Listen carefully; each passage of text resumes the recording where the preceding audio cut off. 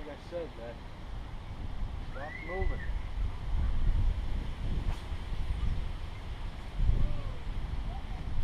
There he is. Oh yeah. Right back to that same spot. See? What happened was I threw it in and he hit it. And I threw it right back to the same spot and he hit it again. That was really, really cool. On that swim jig. See what I was doing, just like I said. And I knew he would hit it as soon as I threw it right back. What I was doing. Big one, eh? Yeah, that's a decent one.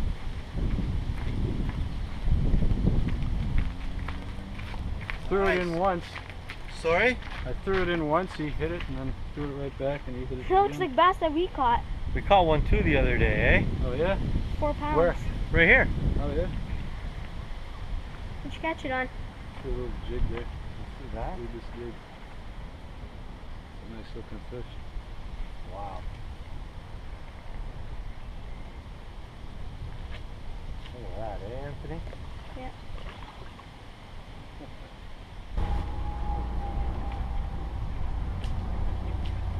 Exactly what I was saying. Okay, so let me explain to you what we've got on this side here. There's some thick weed here, okay? This, all the way up the shoreline in the depth that I was fishing, I was going parallel to the shore. And that's going to allow you to keep your bait in the strike zone. It's going to allow you to keep your bait in one depth. And it's about no more than 4.5 feet deep up here, but the weeds come up to 3 feet, all the way up, 3.5 feet. Another fish right there. And what I was doing is, you saw me, I'd roll it underneath all these trees over there, and that one, it hit the water by an overhanging tree. It hit the water, I started reeling, I got about 5 or 6 reels on it, and I got a bang, and it stopped. And it stopped, okay? I set the hook, and I missed him. So what I did after that, and I knew it was a fish, because you can tell when that bait just stops, and you pull, and there is just, it's like there's a brick on the end, you just can't move it. If it was weeds, I'd be able to pull through it, but I knew that was a fish. So what I did, I missed him. I probably should have waited a little bit. Probably should have kept reeling and waited for that rod to start to bend, or wait for him to go toom, toom, toom, and start pulling on it. But what I did instead was I set the hook a little too early, and I got lucky though. I reeled it back in, threw back into the exact same spot, and I got a couple reels on it, and he nailed it. So who knows? I might be able to come up with a pattern on this little pond here. Just like I said, it's a little windier today, so the fish are going to be a little bit more active.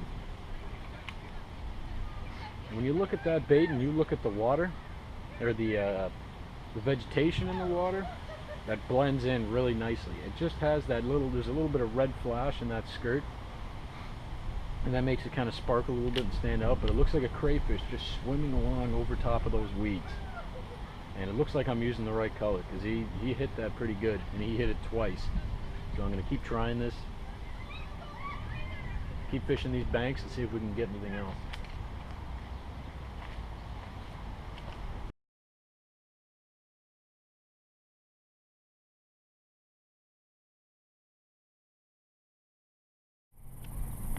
Alright, so basically what I just did there, some batteries, is I took this whole basically column of weeds going down here, and I basically just dissected the whole edge of it. Just swimming that jig along. And a jig is a great bait to use as a search bait, or a bait to feel around on the bottom with.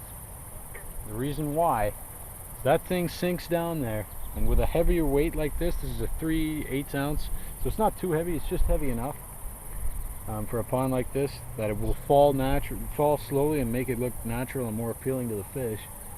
but it's heavy enough that you can feel what's on the bottom. If you have a jig that's super light, it'll get stuck on, you know, a little strand of weeds, and the bottom may, you know, it may be 3 feet off the bottom.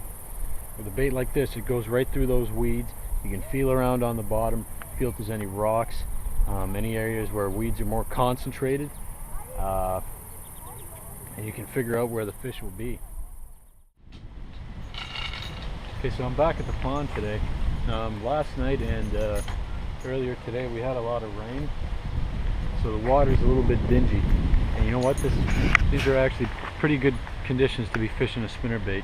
That same spinnerbait I was using before, the bleeding bait spinnerbait with a willow and Colorado combo. And we've got a little bit of ripple on the water. I can see down about a foot into the water. So I'm thinking spinnerbait is going to be the way to go today. It's 6:30. I'm only going to be here for a few hours, so let's give it a shot.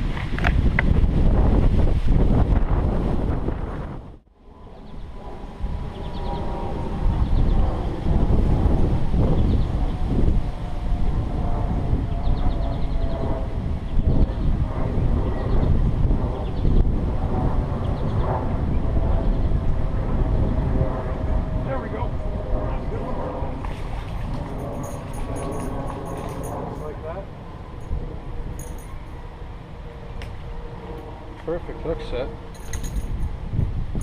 just like I said. Dingy water, it's good to have something they can see. I went right through the side of his face. Not a bad fish.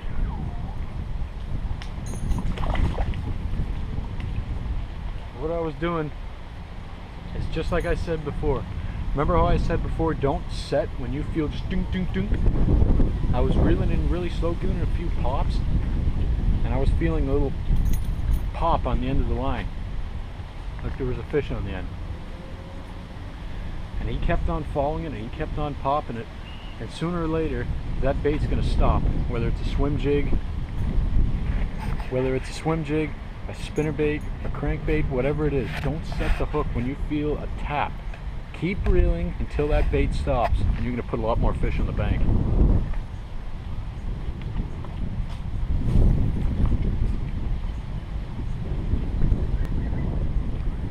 I lost that Booyah moonstalker up in a tree. I'm going to go back and get it. Either might get it tonight or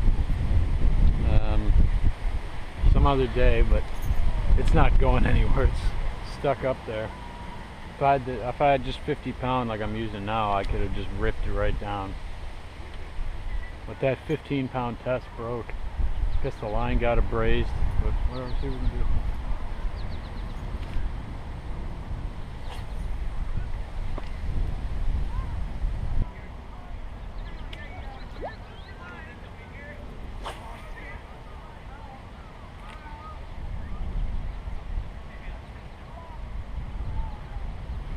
Oh, that's a good one. There he is. That's the big one I'm waiting for right there.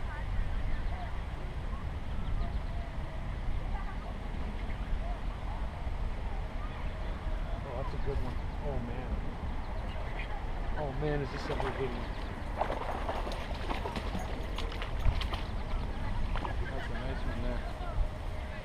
Oh yeah. So, just like I said, that's one of the bigger bass I've seen in here. Man, honka, as Dave Mercer would say. Right along that bank. What there is there, when you can actually see the weeds, there's a weed line that follows this whole bank. And he was probably just sitting on that weed line, right on the edge of the weeds, just ambushing, waiting for something to come out. He saw that spinnerbait, he hammered it.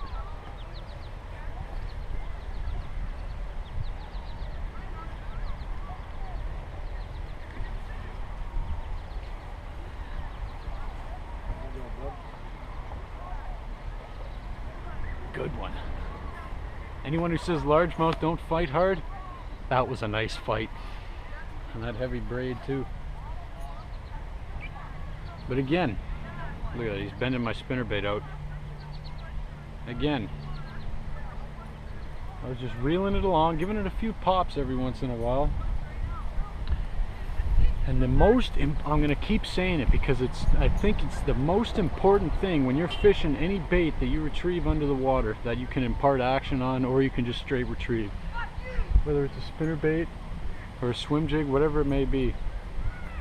When you're reeling it in, do not set the hook every single time you get a tap. Keep reeling until that thing feels like there's just a brick on the end. And then you sweep into that fish. It's going to get you a lot more fish on the bank. I can guarantee you that every single time.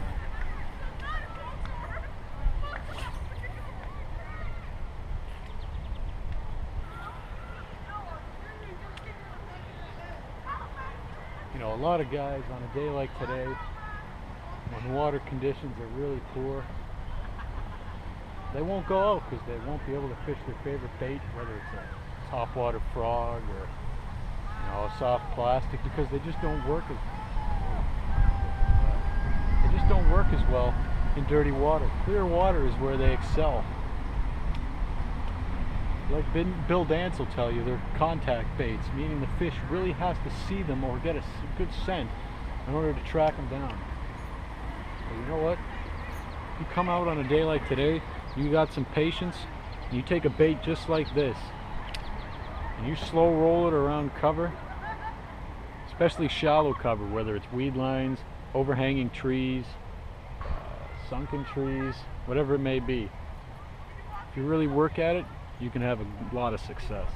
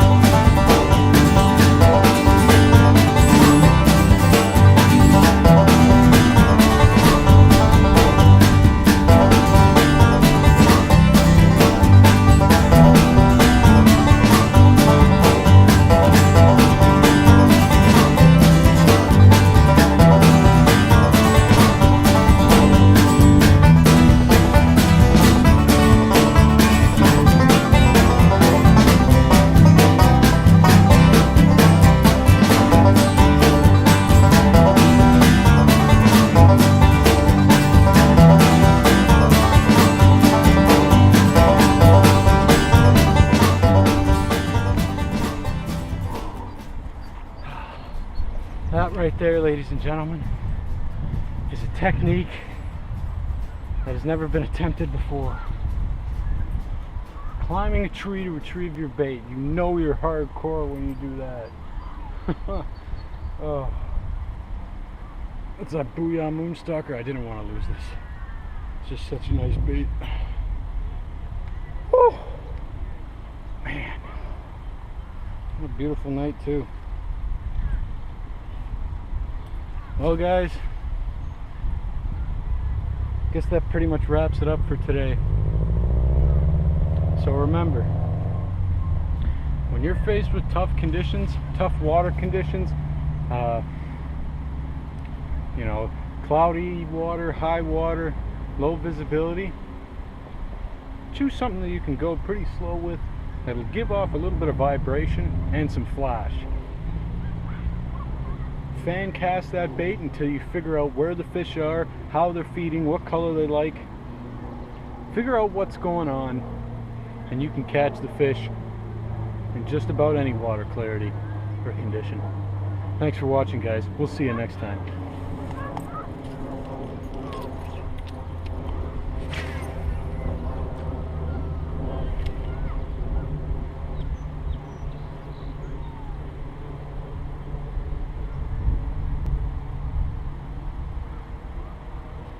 Only thing I can make this better now if I just hooked onto a nice 6 or 7 pound dandy.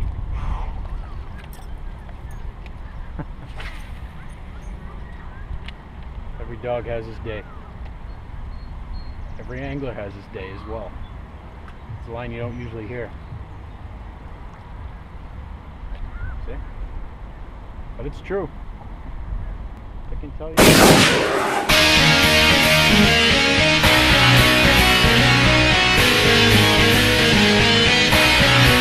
Get ready.